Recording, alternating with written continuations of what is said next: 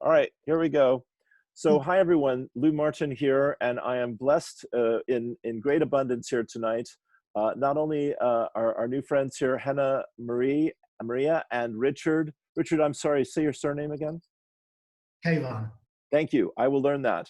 And my other lovely partner in crime here is Kathleen O'Leary, whose full name I insist on saying as a sign of respect for her great talent and accomplishments. But the four of us are sitting here thinking that something else is supposed to happen tonight, but maybe this is what's supposed to happen, as we say. So we're just falling in love with each other and sharing our wisdom and having a great old time. So I thought I would press record, and we're going to continue the conversation. So Richard, you were just saying Flash. That was a brilliant insight. Talk about that. We start there. Is that all right? Yeah, I was just saying that in a spiritual communion that Henna and I were doing with a specific tree, the sequoia tree. Right. That was one of the first things he taught me was this flash, which is faith, love, awareness, strength, humility. Brilliant. Brilliant. The 5 cornerstones of the spiritual path. Right. Right. And you were saying this is a chap who really started his awakening when he was 12, and then you were working with him when he was in his 30s. Is that right? Oh, that's a different boy. Somebody else. Separate guy. Oh, okay. Yeah, Okay. That was from a tree, and this is what you're talking about now is a flesh and blood human being. I see. I see. Okay. Good to know. Good to know. Well, all right. So Henna Maria, you're a mystic. You're an activist. You're bright light, my friend. Thrilled to know you, Richard. You're doing all that and supporting Henna Maria, and we're all just trying to keep up with her. Is my take on things, and it's great fun. And then Kathleen, my friend, she's an artist. She's starting to do her intuitive readings with the cards, and she's brilliant at that. And she's also overcome some huge challenges in her life. Kathleen, do you want to share a little bit about your amazing story one more time, which is always just so powerful?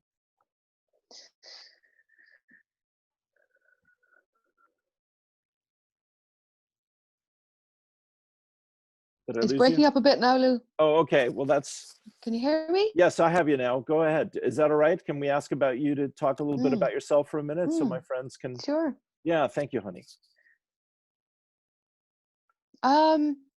Well, it's always difficult to know where to start, really, but early childhood traumas led into further traumas in my life, and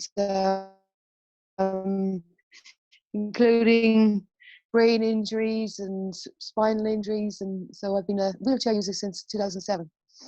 And right. So I've had spinal surgeries and all sorts of stuff happen, and you know, more diagnosis after diagnosis after diagnosis, which has left me feeling very fed up about labels and very wary of labels and misdiagnosis and things, you know. Yeah. So I suppose I had somebody call recently, and he was looking for a neighbor, right. And he said to me, you know, I was too good looking to be in a wheelchair. Okay. And I was too bright. Oh, you're way too bright for this. I'm like, and I was like, well, you know, when you lose one thing, you gain something else. That's there you go. I see in life, you know. Right, right. So, so I know I've gained a lot that was already there, but I've worked with it and got some amazing people in my life these days because of it. Bless and Lou's been able to, you know, support and encourage me to share those experiences and those lessons, and I know having gone through post-traumatic stress, that I see the world is in post-traumatic stress right now, and I have a few tools under my belt in terms of coping with it, and I think we can educate and teach and Brilliant. You know, Brilliant. help people through that, I think. Yeah, yeah. Well, sweetheart, would you just dive right in and talk about that? Thank you for your beautiful and very personal and vulnerable introduction. But you're just such a fearless, courageous, wonderful soul. I know you step into the opportunities that I get to sometimes bring to your life. So I'm very grateful to you for being here tonight. But would you talk about seeing the world in PTSD a little bit? Because I think that's very valuable. Mm. Yeah. I mean, I went through a lot of different the medical system, which I'm really wary of now, and I feel if I had gone down a different route, or knew of a different route, even with the spinal injury, that maybe I would still be walking today, because it caused more damage. You know, I have a tumor in my spine now, so from the scar tissue. So Wow. So I just know that from my own history, there was a lot of herbalism in my family, and with myself opening up to spirit and hearing what my ancestors were telling me, Right. and telling me that I had these gifts in my family. Right. So so I'm a strong advocate for herbal medicine these days. Done safely, I think. You know, I would definitely put a disclaimer on it, but so I make balms, and it's been helping a lot of people, and I work with crystals, and I work with the cards, and the messages that come through are very clear and confirmational, really. You know, Yeah. We had this conversation. It was like, well, I know I don't really need the cards, but other people help. It helps other people, you know, if Yes. they can't, you know. So we get the messages, but they come through us, you know, and Yes. um, I know that it's been helping people already. So it's just really having the confidence to do it, and Yeah. Yeah. so I do believe this is going to help some post-traumatic stress, because there are people already asking me, and like I say, they're blossoming from the readings because they're beautiful cards, and so I think whatever way that is helping ourselves right now in the way that we're coping with the stress is going to help other people, I think. Sure, honey. And as you said so casually, you are getting clear messages from your guides and your ancestors. Hello. And so that is a huge gift that you're sharing with the people you're working with, and sharing with us, that so people can learn this is quite possible. It's not at all cuckoo or crazy or esoteric, or, you know, it's there for anyone, isn't it? Yeah. Yeah. But I would love if you would, you know, talk about how you perceive the world as being in trauma, and you know, just some of your perspectives on that, and maybe then we let our friends get more into the conversation about the spirit and the politics of things or whatnot. Yeah. Well, I mean, fear. Got to start there first off. I think you know, people have gone from having what they perceived as a normal life to having it completely taken away from them, and that's how I understand the post-traumatic stress, because that's how what had happened to me. I had 5 years in college, in our college done, and this was after having an early spinal injury. So I got back on my feet and went into college, and you know, so it was, you know, it wasn't really normal to most people, because my mom didn't even understand where the road of going down and educating myself in art. Right. But I was going along a trajectory, Right. and then that trajectory is just taken away like that. So Yeah. Yeah. and a car crash, through a car crash. So it was very physically, mentally, emotionally, and psychically traumatic. Sure. Sure. But again, darling, And you found your way through all that, you know, which is what is so wonderful. yeah, What I love about you. yeah, Um, yeah. Sorry, I didn't mean to interrupt. Did you want to finish that thought? So I suppose maybe I understand a bit more. You know, at the time I couldn't process it. It wasn't. You know, sometimes we can't always process in the Sure. moment because of everything that's going on. Sure. It's too traumatic. It's too dramatic Sure. almost. You know. Sure. So it's going to take people time to even process that. But in the meantime, that's when post-traumatic stress sets in if people don't deal with it straight away and get the support, the psychic and emotional support that they're maybe already lacking, but this is brought up to the front. And that's where, you know, things like meditation and Summer of Light and all of those lovely things that are happening out in the world, rather than just focusing on everything that's bad. Absolutely. Is my way of it anyway, Lou, you know? Yeah, honey. Yeah, absolutely. Brilliant. Well, that gets us rolling. You know, I mean, for myself here, of course, Kathleen and I, we've just done 12 weeks of the Artist's Way, and we're planning to, she and I and our friend Marianne are going to teach another 12 weeks. So that's a great resource that I just want to put out there in this way as well, where we're journaling and we're working with the inner child, and we're working with our creativity. And as you said, Kathleen, you know, when the rug gets pulled out from under people, then we all by default go into the wounded inner child of feeling victimized. You were chatting about this today, Henna, and not feeling, excuse me, not feeling safe, loved, and supported any longer in the world. Or as you said, Kathleen, having one track that we were expecting to go down and suddenly it's not there any longer.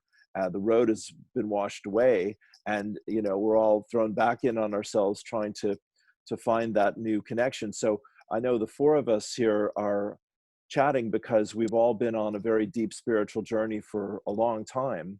And, you know, we've all talked here, you know, that we do feel like this is the time that we've all been getting ready for, to share with the wide world that there are answers and there is help and there is hope. You know, if we'll turn this down a little bit and start to listen more deeply from within. Do you guys want to jump into any of that there? Well, yeah, one of the things that I learned was that any kind of trauma or incredibly difficult situation in our lives is literally for teaching. I mean, forgive me if that sounds a bit obvious to you guys, of course. But I love the obvious, Richard. I'm a big fan of the obvious. Let's state it. Yeah. What we're here for is to learn. You know, we're here to learn. Right. Well said. Learn how to get back to where we belong. Right. And what we are doing, especially what you were doing, Kathleen, is actually learning instead of regressing into that victim state and not learning. You know, that's the key. The key is to take these situations, these experiences, learn from them and grow. Yes. Yes, that's right. And we don't know, you know, like how they're going to come to us, these tests. How could they really shake us to our core unless they were something really very, very challenging? Sure. So if we weren't challenged, we wouldn't be forced to grow spiritually, because the spiritual growth is like the baptism of fire, or, you know, the melting of iron and hot flames. It doesn't happen by sitting somewhere looking at the sky and umming. In my experience, that is the result of your growth, that you get that gift in the end where you have inner peace. But to get to that place, I feel like we have to be molded a lot, you know? Yes. Like a piece of metal, you know, the blacksmith's right. Yes, that's right. Forged in the furnace of yes. No, that's right. And I mean, I think of the quote from Carl Jung, who says, "What you deny within you has to come at you as fate." And to me, I really love the wisdom of that, because, you know, like Sarah Williams and I did a chat last week about the shift from 3D to 5D, and you know, the like we're talking earlier about our love of nature, and how when we open our hearts more to nature, nature starts to work with us more directly. And your guys' great song about the hummingbird, and Kathleen talking about the birds visiting her, and our friend Connie was saying the same thing. And you know, that's also synchronicity. You know, when things just show up that are meaningful and helpful, and answered prayer, you know, magic and miracles. We were talking about something really powerful before we got on here, and I just want to come back to it because it's so juicy. And that is that the darkness in the human spirit, if you like, you know, is this insatiability that nothing is ever enough. You know, what they say in AA, which I've gone through, I've been sober for 30 years now. Pot was my drug of choice, but what they say is 1 is too many and 1,000 isn't enough. Thank you. And so that's it. It's like, you know, when is there ever enough? And I'm sitting here watching America, you know, completely unravel with this insane king who is never satisfied, and it's never enough, and it's always about him, and nobody else matters, and nothing else matters. And, you know, it's just, it's intense. It's intense. So then I get to look at that in myself, you know, where am I holding on to those energies in my own life, and how can I be more humble, you know, as you're talking about there, Richard, and aware, and all these things. So the darkness is the illusion that there's never enough, just to generalize, and the light is the awareness that there's more than enough, that we can come from love and generosity and courage and faith. And, you know, we don't have to live in this trauma, like we're saying there, Kathleen, that we can use the trauma to get us back into the light, basically, right? Yeah. Yeah, and I feel like what the trap is from this darkness is the fear of, if you give, you're losing something. Right. And that comes from the fact that connection to the divine has been somehow lost or obfuscated or somehow hidden, because if you have that connection, you're constantly replenished. When Right. you give, you give more. Yes. So it's like, how I always vision it is like the heart chakras open on both sides. You know, you have it here, give, Right. and Right. you have it open here to receive. So it's like, it's a constant flow, you know, like you get so much by giving. Yes. But the dark side is, it's like, because there's some kind of void, some kind of darkness from, you know, pain. Normally it's always trauma based Or fear. Blocked, or fear. Yeah. We block that heart, so that we're not even able to receive that replenishing love, which is there just waiting for us to surrender to it. But because we believe we're not worthy, or we've chosen a path that's very destructive, and then that's causing a lot of, you know, guilt and self-hatred, then we believe we're not worthy of receiving that love. And we block ourselves away from others, but also from the divine. And so then it is scary to give, because then you know that you're not receiving, because you locked yourself almost. Like, that's how I kind of feel. Sure. No, Yes. No, that's great. I agree with all of that, Henna. The only thing I would add to that, or qualify that, is doubt. Rather than you don't believe, you can still believe, but still doubt, of course. You know, right. You've been contemplating a lot. So, sure. In our last communion with the tree, the sequoia tree. Yes. I came to learn that actually doubt is the root of all evil. Right. I really like that, Richard. I really like that. Yeah, I think that's true. Sorry. Doubt is the enemy of faith. Right. It is right. Direct opposite of faith. Right.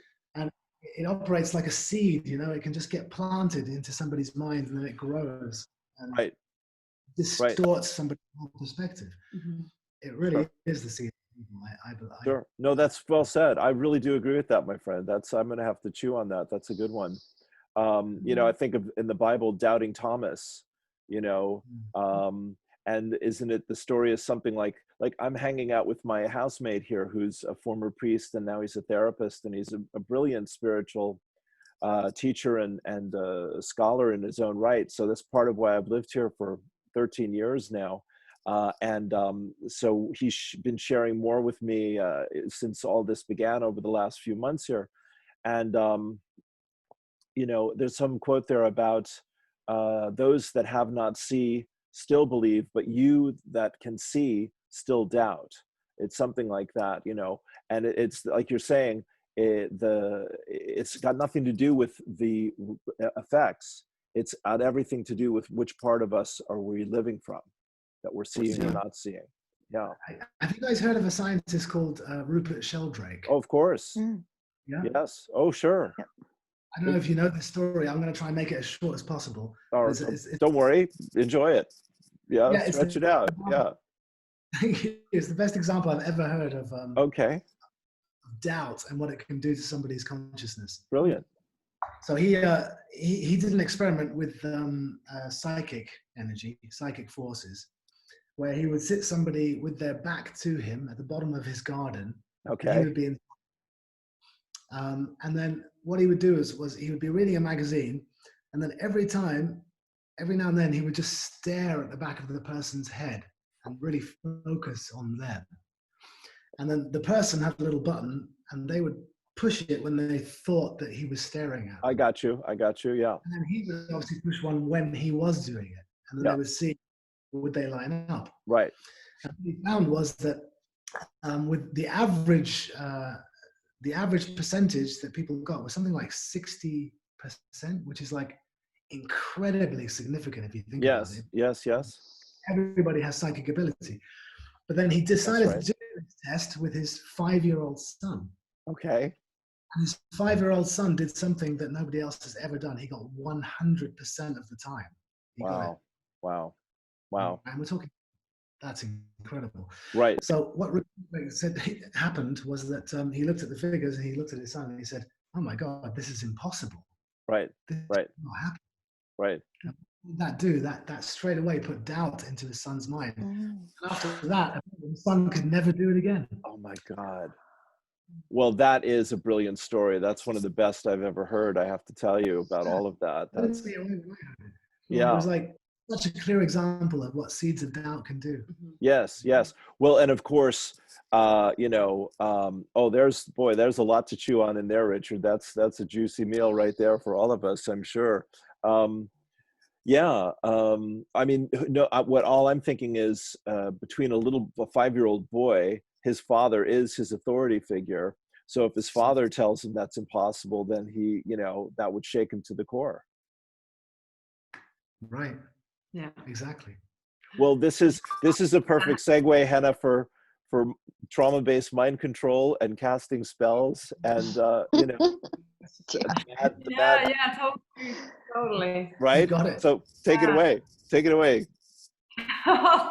Do we really want to give it more of our energy? I feel like we'll see what's happened in the world, right? People have gone into phobia. Like, we were doing our event yesterday, Summer of Light, first street event, and although we were enjoying it ourselves and we had music and we had some good connections, it was actually also quite shocking because we saw how many people are actually phobic of human connection now, especially the elderly. It's like they've been told that the immune system that you have is basically completely like null and void, and you could just drop dead at any minute if you're too close to somebody else. So we met so many terrified people. I mean, it was shocking just approaching them with a smile and music. Right. People would be like this. Right. I've never seen anything like this in my life. And honestly, it was quite disturbing. And we had to work a lot with our spiritual energy to keep us in an inspired state, because we were like, wow, this is what we're up against. Like, wow, they've managed to totally brainwash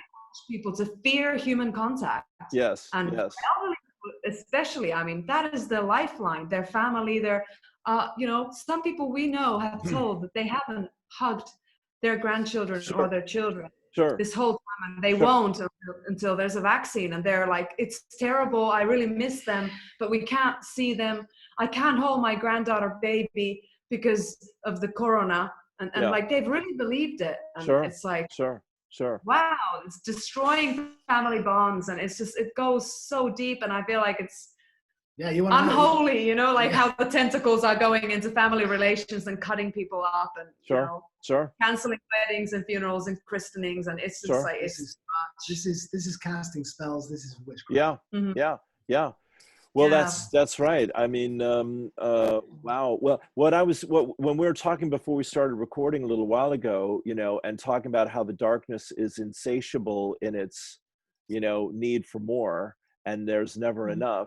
I mean, and now we're living in this time when, as you've expressed, people are really operating out of a completely artificial. Well, see, this is what's so strange. I mean, David Icke says there is no virus, and exosomes and its genetic material, et cetera, yet clearly, people are getting sick and dying from something, but evidently there's 2 different strains of virus. That much makes sense to me at this point. That's what I learned from the chap from Ghana, and I've heard that from other people. Greg Braden actually said this a few months ago when all this started, of all people. My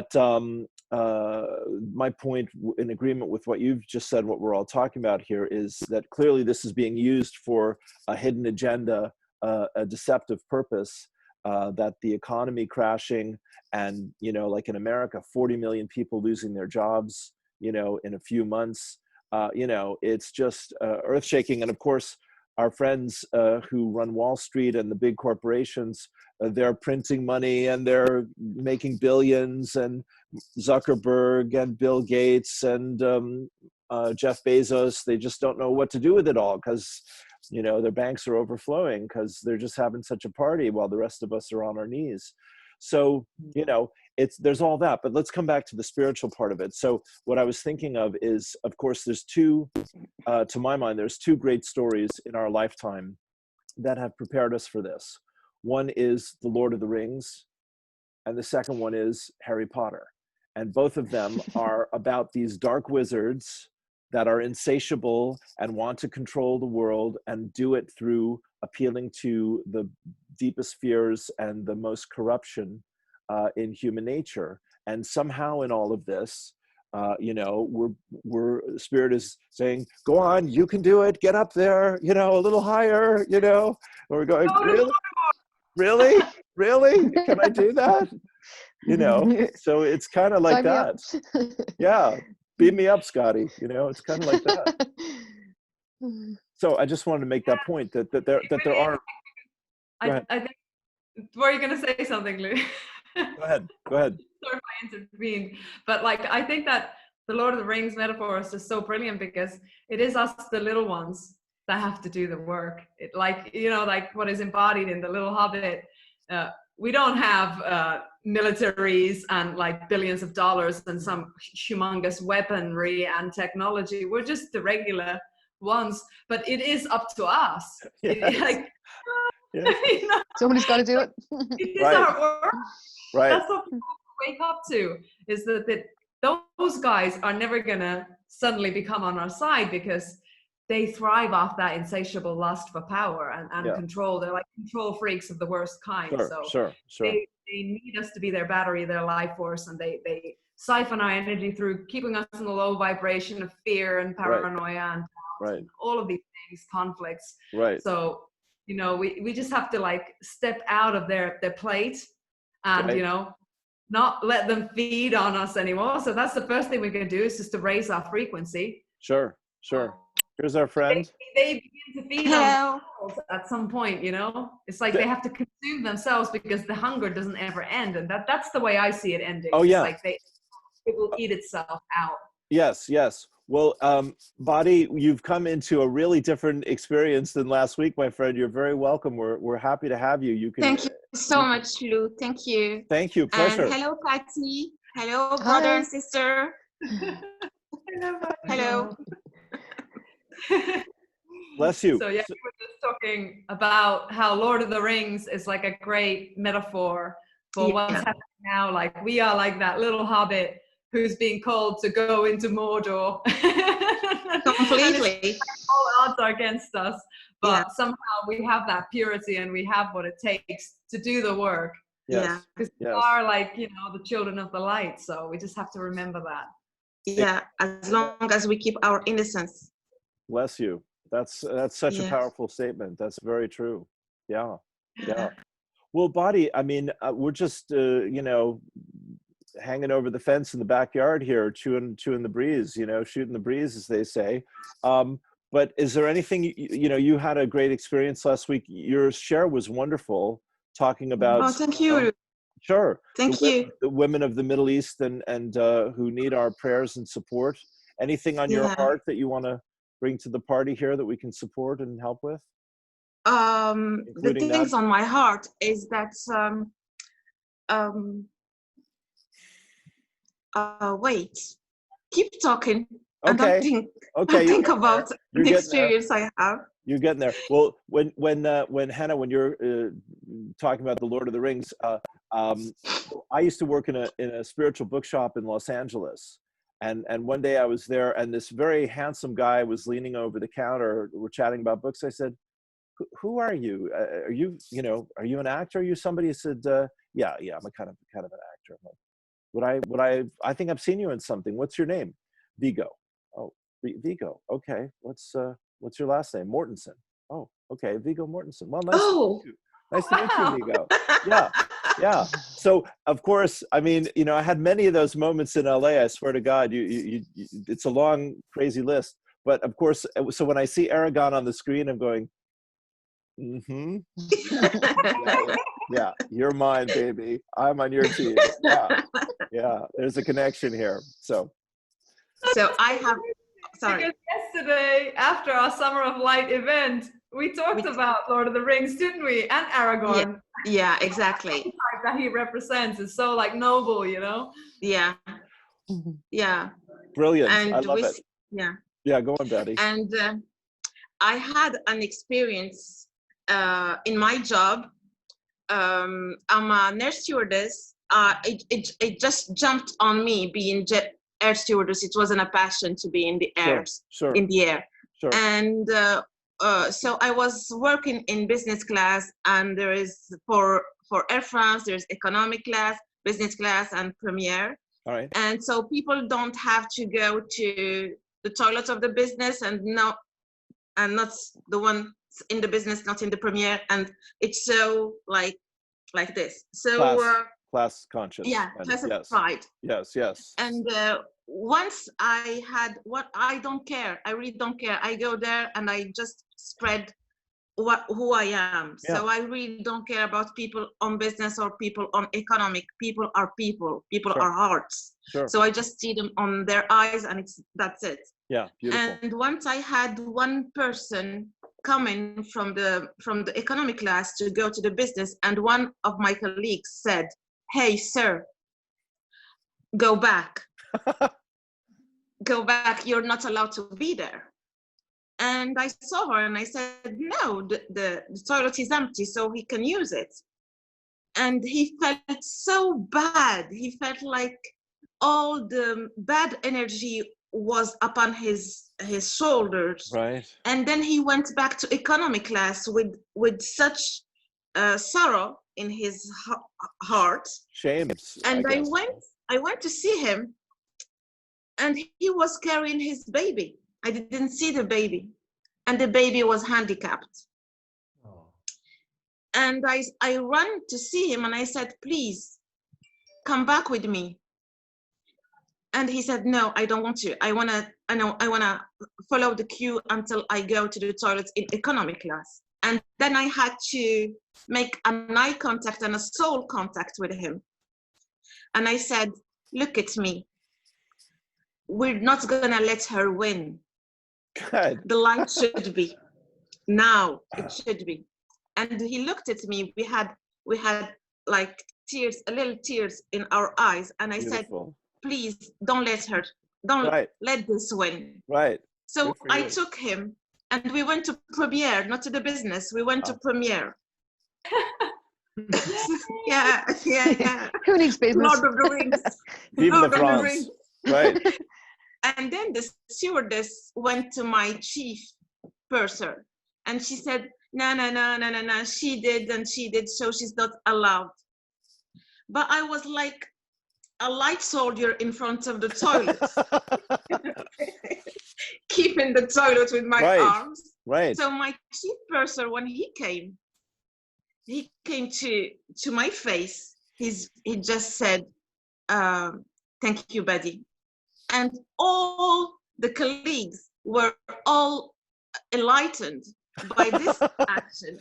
Right. So you just have to put like the light, little light, and then it goes all over. Beautiful. So and sometimes it's not that easy to take action, to say like when things are classified, you don't talk to people outside, you don't you don't make contact eyes, you don't hug people, you don't. So sometimes you just need to hear your soul and do it. Go to action.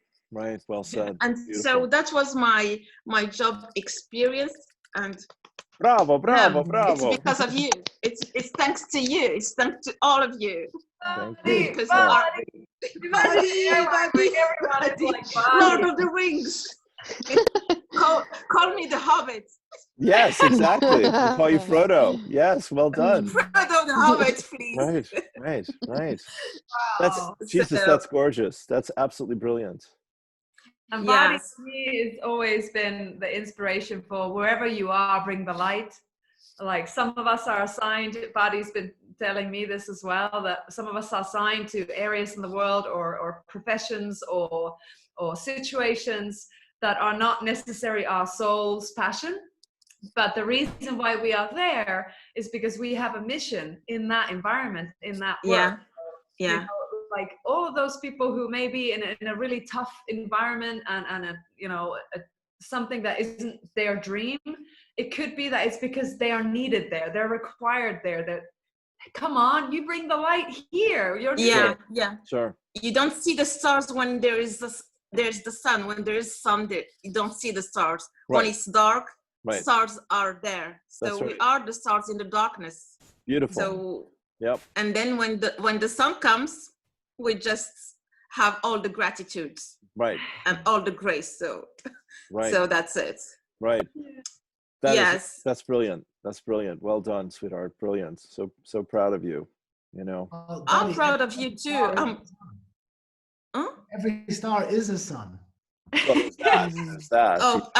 Oh, please don't make it please less Yeah, don't take all the poetry out of it, you scientists. yeah, like okay, don't take the poetry of Leave us a little out of it, mystery, please. A little mystery. Yeah, exactly. You Yeah. are Okay. Star is a All sun, right. of course. The You know. star is a sun. There's one in every crowd, Badi. You know how it goes. You know. Yeah.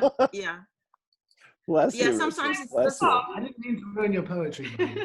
You're fine. I'm just I could give read you a you hard a time. poetry I wrote, Yes. Now you're talking. but by Henna and Richard already heard it. Okay. Here, it's just me. Yeah. Yeah, Badi, give me. Richard? Yeah, Kathleen. Go, take your time. 1 second, sweetheart. Kathleen, Yeah, you want sure. to jump in for a second?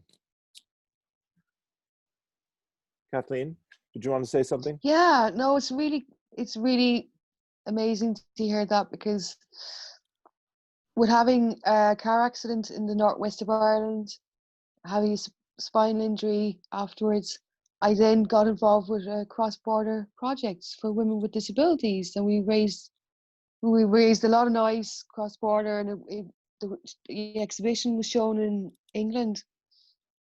It went from Ireland, Northern Ireland, into England, and it taught me a lot, but it just was lovely to hear that. It's like, yeah, oh my gosh, that happened just so I could work with these women who I might not have worked with them previously.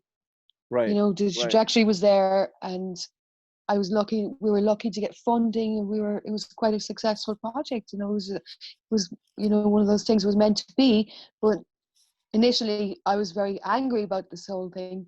I had to work through my own anger, and by realizing my anger, I was able to direct it and put it into something positive, and give women a voice who wouldn't have necessarily had a chance to have a voice either.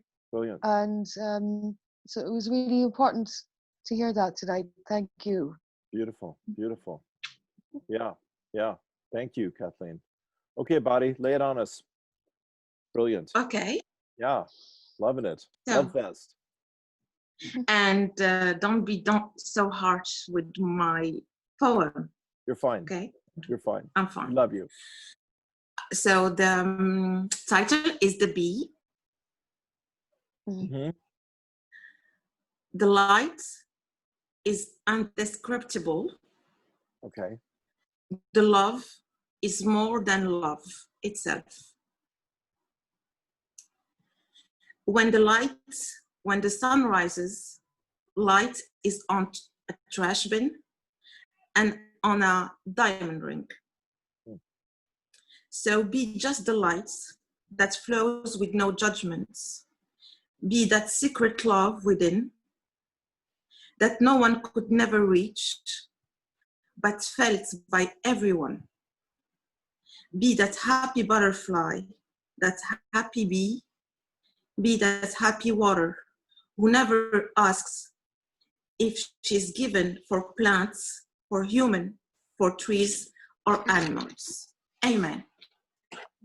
Beautiful, beautiful, beautiful. Be the happy water. Thank you. I love it. Yeah. That's brilliant. That is brilliant. Thank Well, you. thank you. Thank You're you. welcome. You're It's welcome. thanks to you. I had this inspiration after last Zoom. How wonderful. I'm thrilled. Thank you for saying Yeah, that. really. That's well, Really. thank you, darling. I'm just loving you madly right now. I'm so proud of you. Thank you for sharing that. Thank you. Sure. I'm proud of you too. Thank you. All of you. Thank you. All of you. Great, great. And I just want to share Yeah. something about Yeah. the Zoom I had last time. Okay.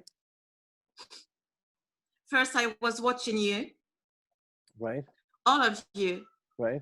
and then I wasn't. I couldn't see faces. I had just love in your faces, so I didn't see you. At the end, like 40 minutes afterwards, I couldn't see faces. I was just watching, and it was just love. Wow. So, Wow. so that was such a huge experience for me. Thank you so much. Thank you. God, that's incredible. That's a mystical state, my friend. You're into the mystic. You're in the Van Morrison, Lou Martin, Henna, Richard, Kathleen Weirdos Yeah. Club now. Thank you. Oh, thank you. Thank you. Yes. Thank you. You're so welcome. Well, darling, this is, let me just underline that for a second, because that is so powerful. I mean, this is what I've been knowing and teaching and sharing with people for 30 some years now, that everything comes through opening our hearts. And, Henna was mentioning this before you just came on here about how, we give and we also need to be open to receive. And in your selfless act of courage, taking care of this man and his little baby, that's the whole world right there. And there was one person upset by it and everyone else was transformed by it. And that's usually the way it works, Yeah. That's usually how the truth works in our lives. So it's brilliant. Yeah. Beautiful. There's a poem I would love to share that Yeah. goes so well with what you just said, Badi, about being love. If I may, I just quickly get my... Of course. That's why we're here. Well, this is the quote that came from my guide's Badi for today. They say, those that are enlightened are in love with life and in love with the gift and the message of life. You can be more than you have ever imagined possible. You can rise above the illusions of suffering and separation. Amen. Thank you. Thank you. Thank you. You're Thank welcome. you, Lou. You're Thank you welcome. so much. My pleasure. Okay, Henna. Oh. Here's Uncle. Angelita, hello, Angelita. I'm in love with Angelita. In love. Yeah, we call Auntie Badi her auntie. Badi. Oh, very Official good. auntie. Very the good. Official auntie. That's appropriate. Yeah. Okay, so this is called Evergreen, and this came to me while I was working in London. I was when I was studying to be an actress. Right. I was working in a jazz bar in Soho called The Spice of Life, Okay. and that's actually where I met this guy. Good. And I was working on my shift, and there was a jazz band playing, and I loved it because whenever there was an act going on, nobody was in the bar, so I had time to write. So Brilliant. this is one of the poems that came there in that cellar. Okay, that great. It's called Evergreen. There is a place so sacred and serene, no shadow, not even a whisper of darkness can reach it. It is a cradle of magnificent light, a prism of purest white, where truth forgives the lie, where old fears kneel down and die, Hmm. It is where time knows no beginnings nor ends, where moments and years embrace and never part. It is ever present like the sun. In its warmth, even the coldest thoughts thaw into glimmering streams of dreams, where words become music, a symphony of 1,000 brilliant prayers flying into space like shooting stars. It is magic. It is evergreen.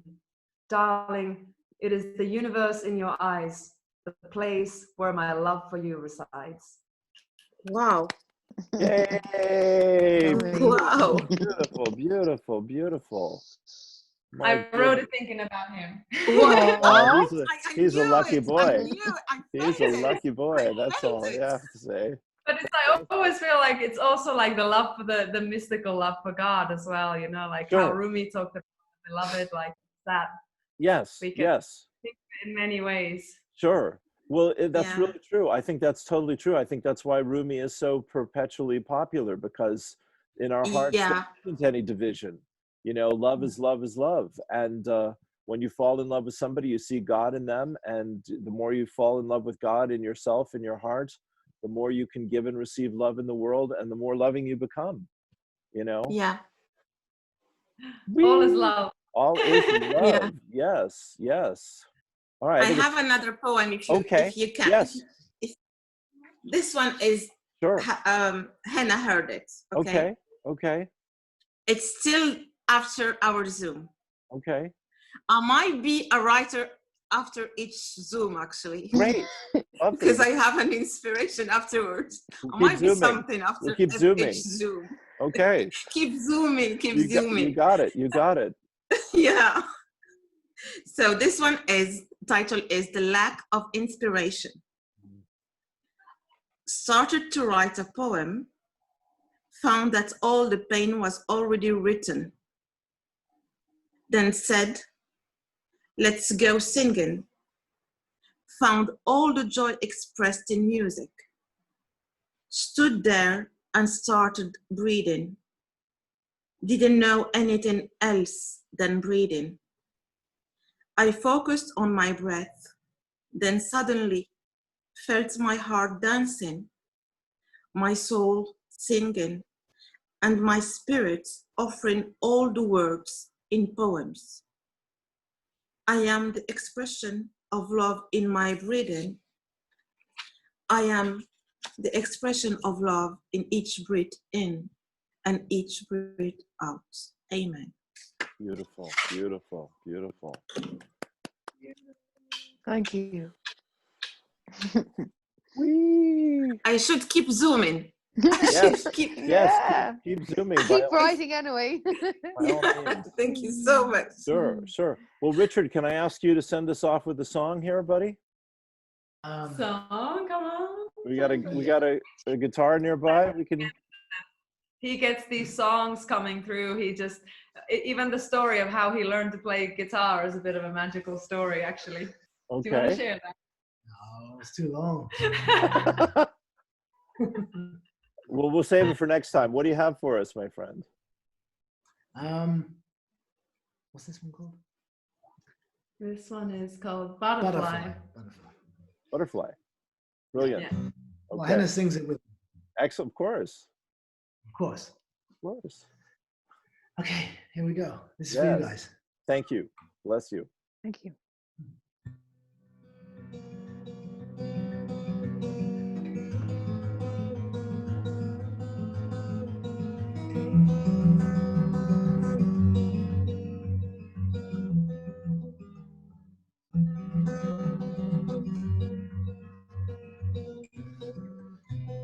I talk to the trees.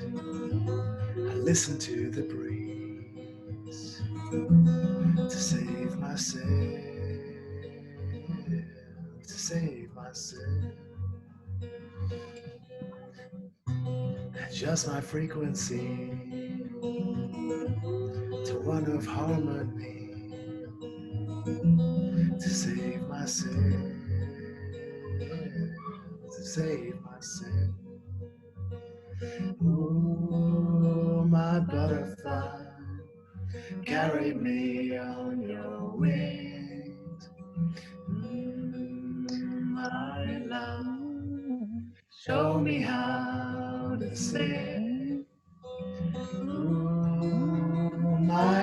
angel, stay with me by my side. My love, for I am still a child of God. I love my enemies. It's the only way to peace. And to save myself, to save myself. When all is good and done, I'll kiss the mighty sun to save myself, to save myself. Oh, my butterfly, carry me on your wings. My love, show me how to sing. Oh, my angel, stay with me by my side. My love, I am still a child of God. Hey, hey, hey, hey, hey,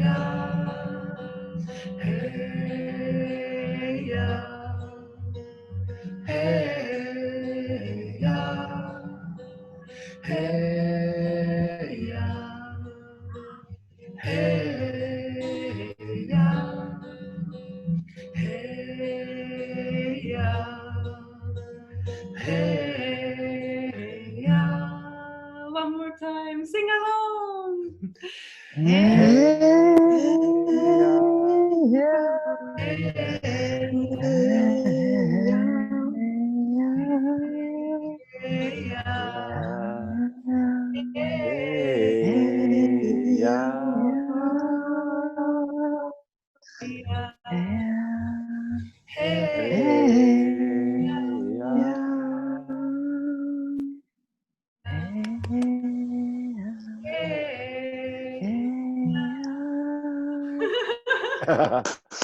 Bravo, bravo, bravo. Well, my friends, I think we've done it again. We've brought the ship into port. I think with that very song. That's brilliant, isn't it? Yeah. Fantastic, fantastic, fantastic evening. Great stuff. Thank you, Richard. Thank you, Henna. And thanks, Kathleen. And thanks, Badi. Thank you all so much. Thanks Yes. you. Yes. We did it. We'll leave it there, will we? Sure. Okay. All right. Till next time. Till next time. Great. All right. Yeah. All right. Thank you, Lou. Thank you. All my Thank love you. to all of you. Thank you so much. Thank you And so you much, as well, Badi. Buddy. You too. Thank All right. you, Carrie. Everyone Love tuning in. you all. Love you all. Love you all too. Thank you so much. All right. Bye for now. Peace and blessings. Ciao, Bye. ciao.